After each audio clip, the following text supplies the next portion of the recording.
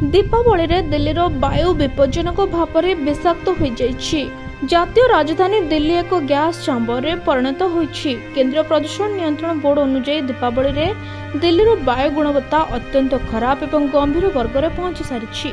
समग्र दिल्ली पाई वायु गुणवत्ता सूचकांक AQI 531 रे पहुंची। ए परिस्थिति ऑनलाइन पाठक मानक पई एक बड़ एवं गंभीर खबर।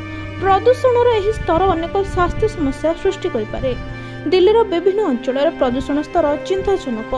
नरेला अंचल AQI 551 रे पहुंची, जहाँ सर्वाधिक रेकर्ड करा जायछि। एहा व्यतीत अशोक विहार वायु गुणवत्ता 493 रेकर्ड करा जायछि। आनंद विहार AQI 394 रेकर्ड करा जायछि। दिल्ली संलग्न नोएडा रे AQI 369 एवं गाजियाबाद रे 402 थिला।